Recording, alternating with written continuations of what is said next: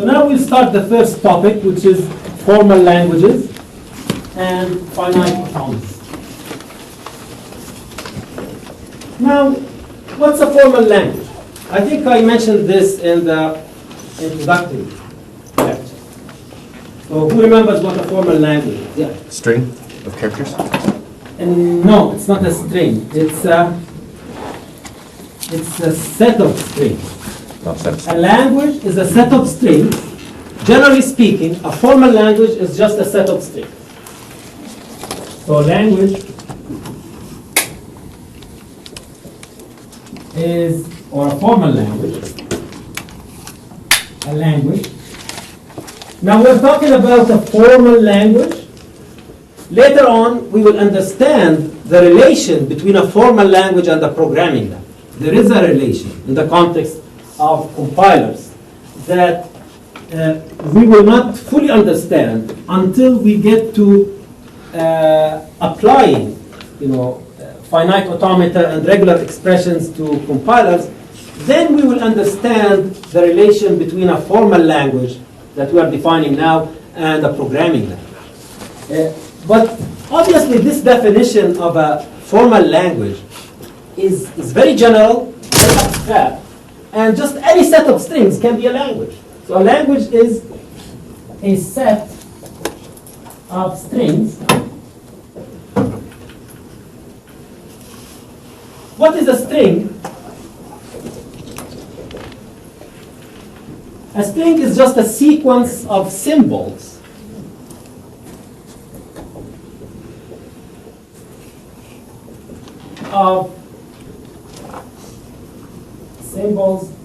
from a certain alphabet.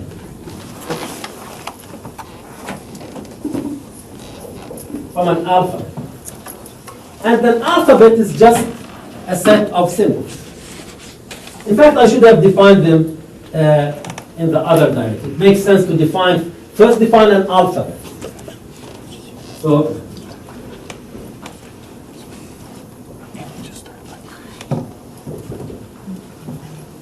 is a finite set of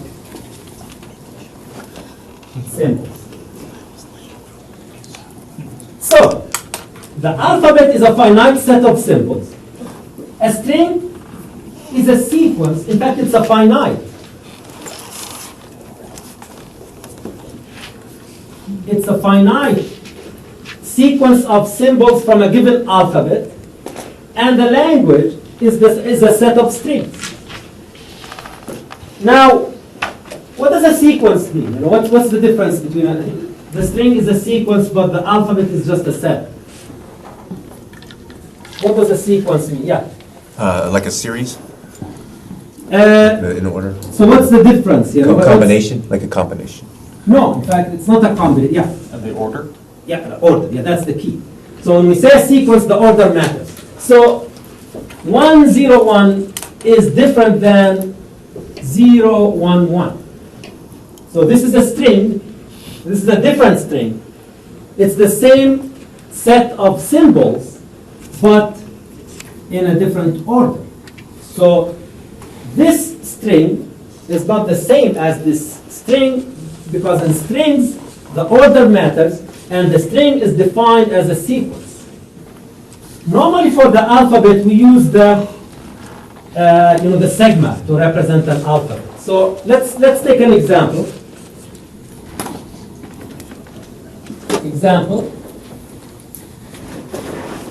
Let sigma, so sigma is the alphabet. Let the alphabet be sigma, which equals 0 and 1. Well, 0, 1 is going to be the most frequently used alphabet in this class. So the 0, 1 sigma or alphabet is going to be the most frequently used alphabet. Sometimes we use sigma equals A and B. Of course, same concept. If we use 0, 1 or AB, conceptually it's going to be the same. Basically, it's an alphabet that consists of two symbols. So each one of these is called a symbol. Okay? So this is the alphabet. Examples of strings.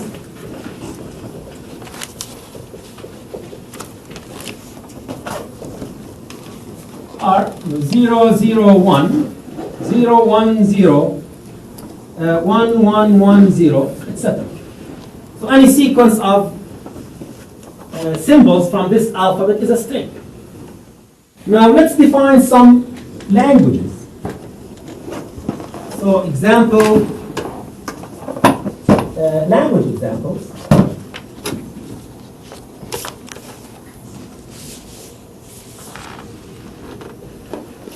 Let L1 be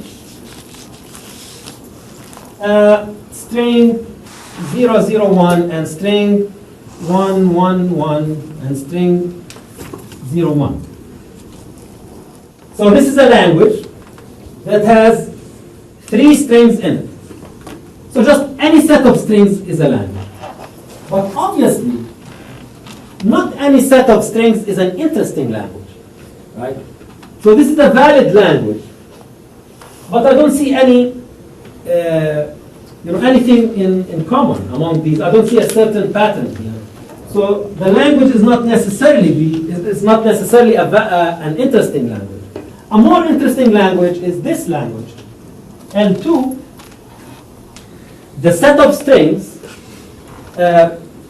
W, such that W starts with 1.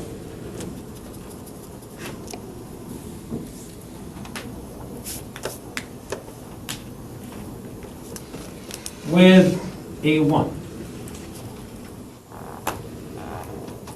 So most of the interesting languages that we will be looking at in this course are languages in which the strings that belong to that language have a certain property. So we're interested in languages where the strings that belong to that language have a certain property, like starting with a 1, or ending with a 0, or having a certain substring in it. So we're interested in languages where the strings have a certain interesting property. Okay? Now, we should also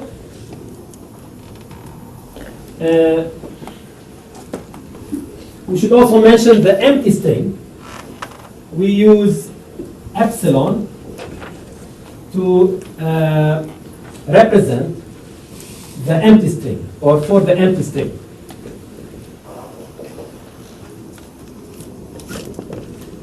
So the empty string will be important in this course. A string that has no symbols in it. So there is the empty string for which we use the epsilon symbol. And there is the empty language. So empty string is epsilon, and there is the empty language, which is phi. Now conceptually, there's a huge difference between these.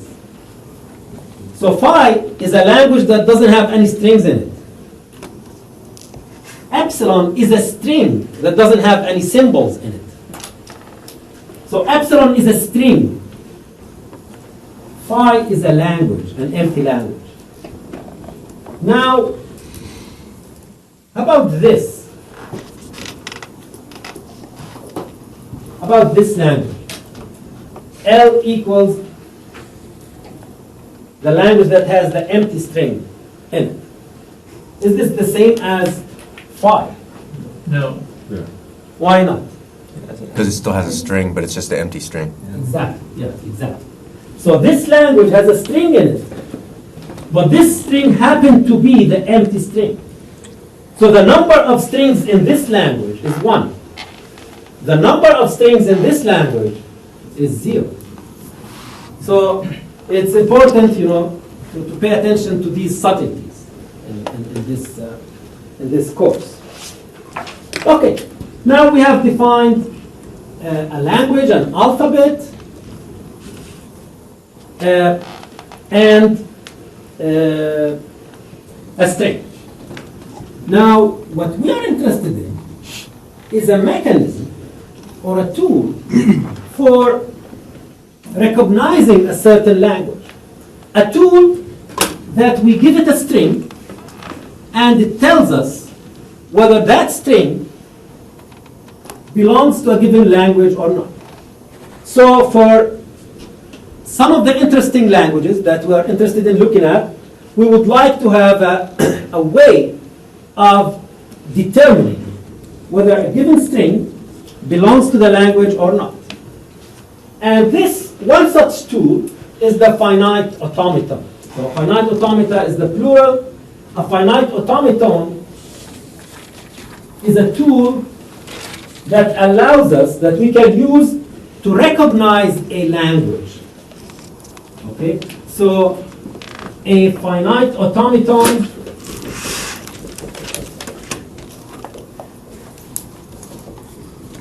can be used to recognize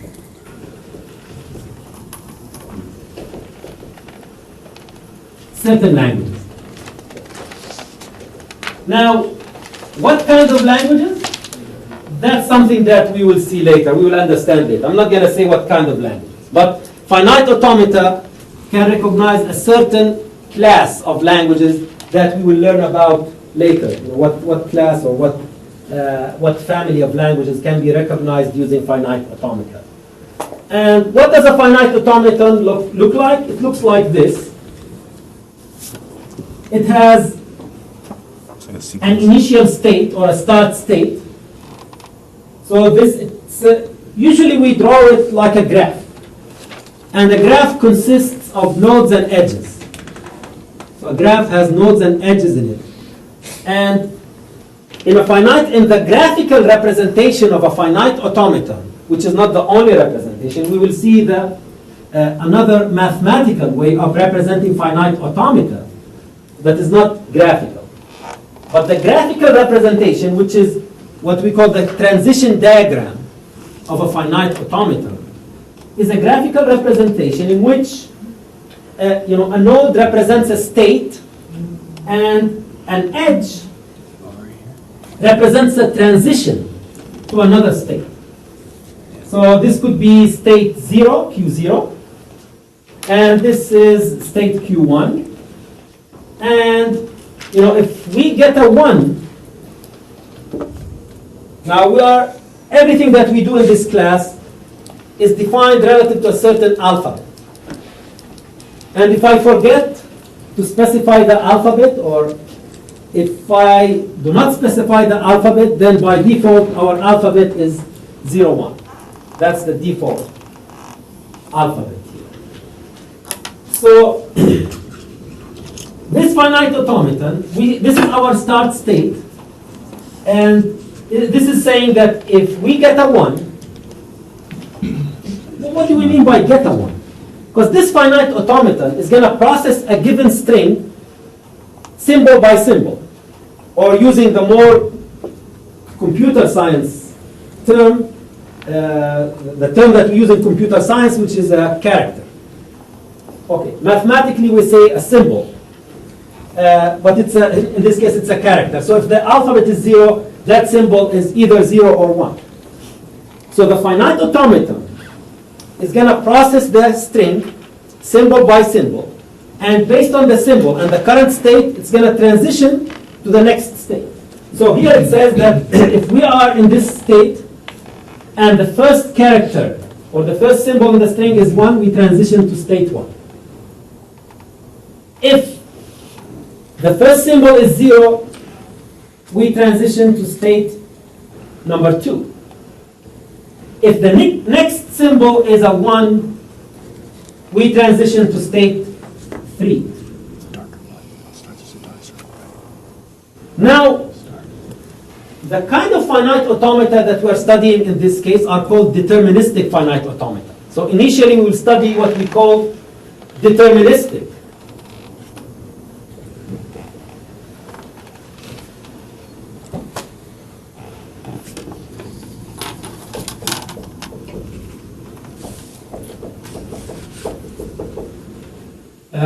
Deterministic finite automata, or DFAs. A DFA. In a deterministic finite automata, you must have a transition for every symbol in the alphabet. So right now what I have on the board is not a valid finite automata, because it doesn't tell me if I'm in Q2 and I get a 0, it doesn't tell me what to do. This is not a deterministic finite automata. This is something that we will study later, which is a non-deterministic finite automata. But for now, let's focus on deterministic finite automata, where you have to have a transition for every symbol in the alphabet. So this could be, I have to have a transition for a 0. Now the transition for a 0 could be the same as the transition for a 1. So we can have, by the way, this is not a meaningful finite automata. This is just, I'm trying to explain what, how the transitions work. Then next I will give a meaningful finite automaton for a specific language. So don't try to guess the language for this finite automaton. Okay. So you have to have a transition defined for every symbol in the alphabet. And in order for the finite automaton to be useful, you have to have at least one accept state. If you reach that state, then the string will be accepted. If you don't reach that accept state, then the string is rejected. Now accepted means the string belongs to the language. Rejected means the string does not belong to a language.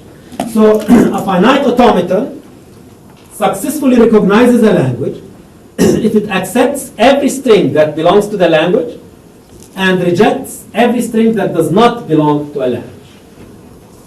Okay? And we haven't given any example yet. So this is just to show you what the finite automaton looks like. We will give plenty of examples to show finite automata that recognize certain languages. And let me give you a finite automaton for a simple language. So let's do this language. We call L2 here. W such that W starts with a 1.